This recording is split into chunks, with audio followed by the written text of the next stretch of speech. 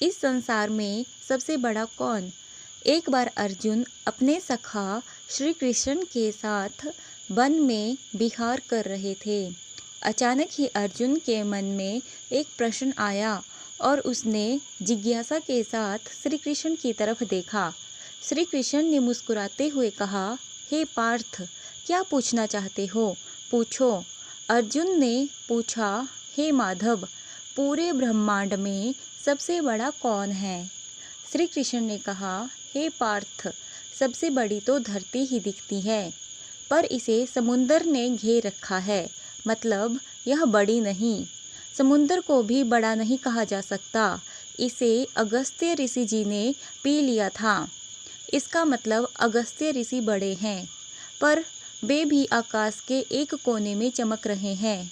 इसका मतलब आकाश बड़ा है, पर इस आकाश को भी मेरे वामन अवतार ने अपने एक पग में नाप लिया था। इसका मतलब सबसे बड़ा मैं ही हूँ। पर मैं भी बड़ा कैसे हो सकता हूँ, क्योंकि मैं अपने भक्तों के हृदय में वास करता हूँ, अर्थात सबसे बड़ा भक्त है। इस तरह भक्त के हृदय में भगवान बसते हैं, इसीलिए इस संसार में सबसे बड़ा भक्त है। अपनी इस कहानी में मैं यही कहना चाहती हूँ कि ईश्वर कभी खुद को बड़ा नहीं कहता। ईश्वर भक्त के मन में वास करता है। उसे ढूंढने के लिए यहाँ वहाँ भटकना व्यर्थ है। ईश्वर की चाह में मनुष्य को उसका स्थान देना गलत है। भगवा चौले के भीतर भगवान के दर्शन की इच्छा गलत है। ईश्वर सभी के भीतर हैं। अपने कर्मों को सद्मार्ग पर ले जाना ही ईश्वर की भक्ति है।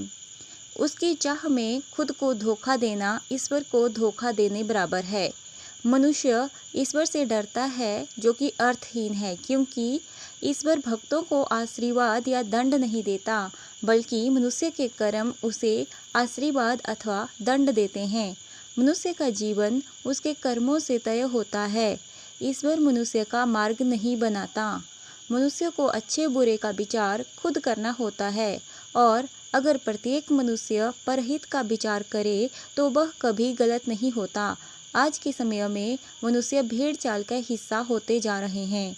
किसी भी व्यक्ति को संत का चोला पहने देख उसके अंधे भक्त बन जाते हैं। अपने कर्मों का विचार किए बिना उस पाखंडी की बनाई राह को अपना जीवन बना लेते हैं।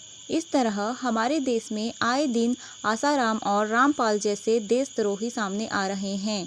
इस तरह के सच के सामने आने से कई लाखों लोगों का जीवन आधारहीन हो जाता है और अविश्वास उनके जीवन पर छा जाता है।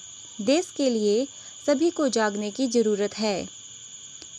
ईश्वर के रूप को सही तरह से समझने की जरूरत है।